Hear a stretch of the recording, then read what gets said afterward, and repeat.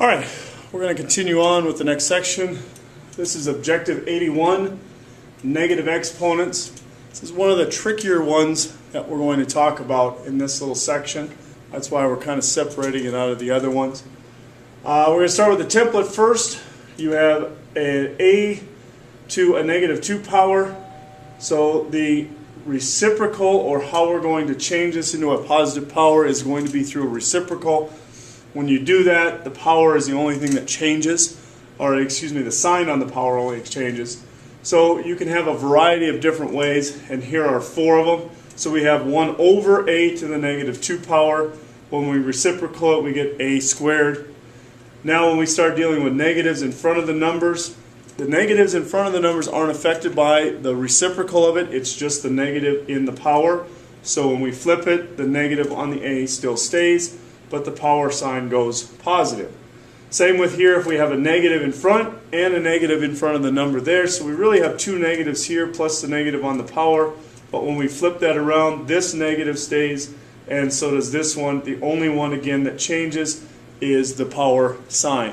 So some of the things to think about as you go through this: negative powers show a fraction. So we're showing a fraction here and here if it's set up as a whole number. If it's set up already as a fraction with a negative, we're going to flip it, and that's going to make it actually a larger than a fraction. But if it is a negative power, it's going to show a fraction less than 1.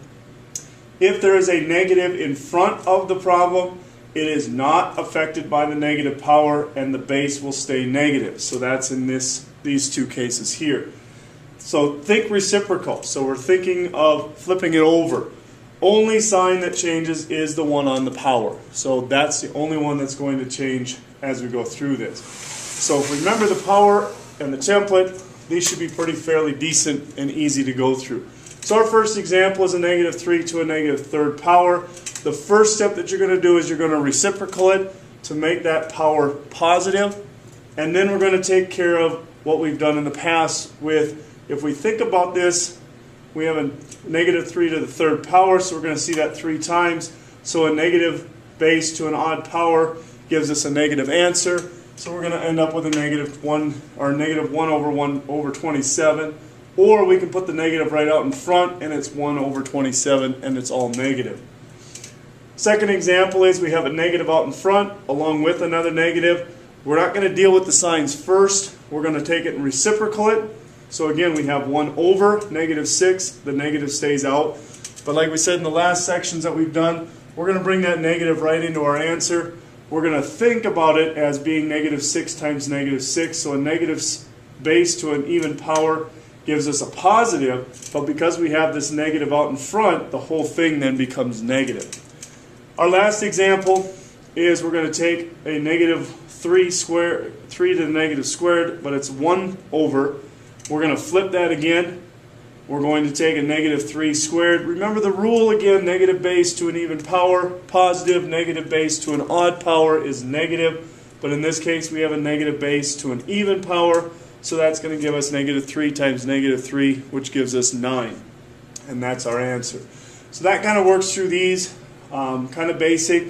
If you keep with the steps and do them step by step, they get pretty easier as they go. And that's going to be the case for the next section for this objective, which is, for our last example, we have a negative out in front of this. We're going to reciprocal it, but the negative again stays. So we're going to bring the negative out here into the answer. The only negative affected by the power is the one inside. So we have again negative 16. Bring this into the answer. Deal with this with the power only. So that takes us to our next part of this, and that is square roots. A root, or a square root, is a number that produces a specific quantity when multiplied by itself. So you can kind of think of it as the reverse of squaring, not division. The symbol looks like a division symbol, but it is not. It has a little end to it, and it has a point to the front. The shelf, as I call it, has a power or a number to it. That's going to be different as we go through it, and I'll show you that on the examples. These 2 are kind of the same. They'll put the square up here. Sometimes they don't, but they are the same as they go. So if we have the square root of 49, what you want to think about it is as what number times itself twice gives us 49? Well, in that case, it's 7. So the root of this answer would be 7.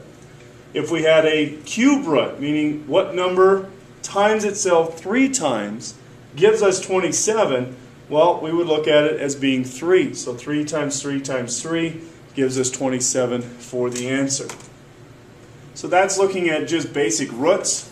Now we're going to put all of this together and get into some bigger problems and a little bit more involved problems. But as long as you take them in parts, everything will be fine.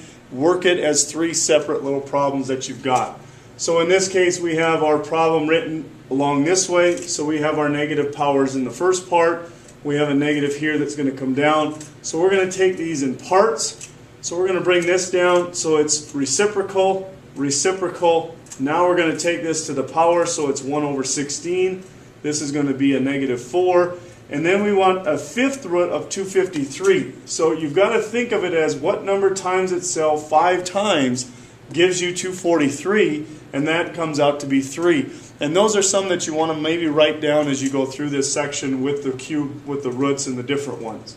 So we're going to take this, but now when you set this up, you have a negative 4 and a positive 16. Now we've got to borrow. So again, with borrowing, we're going to take 1 away from the whole number, gives us a 3. Our fraction here is just really 0 over 16, so we're going to add our numerator to our denominator. That gives us 16 over 16. Being that our 3 is the negative and it's the larger of the two, we're going to subtract. So we're going to take this, and there's nothing here to combine it with, so it's negative 3. We're going to subtract the fractions, so it's negative 3 15/16. Now that's just the first part of this. We're going to bring this back and combine it with the positive 3. So now we have a positive 3, a negative 3 15/16. This one is the larger of the two, so we're going to subtract, and the larger number carries the sign, and we're left with 15/16 at the end. So remember, different signs, subtract, larger number carries the sign. That even involves fractions as you go with it. So to finish this up, we'll do a couple more problems, a couple more examples. So again, we're going to take this in chunks, so 1, 2, 3, 4, 5. We're going to reciprocal first. What number times itself 4 times would give us 81? That would be 3. So again, we've got 4 squared, so that's 1 over 16. 4 squared is 16, and we're just going to bring our 3 along because we've already taken care of the process. Here they're all positive, so we're going to add it across. So 16 plus 1/16 gives you 16 1/16. Add that to our 3. That gives us 19 1/16. So that one is pretty straightforward. There was no borrowing in it. Everything was positive as we go.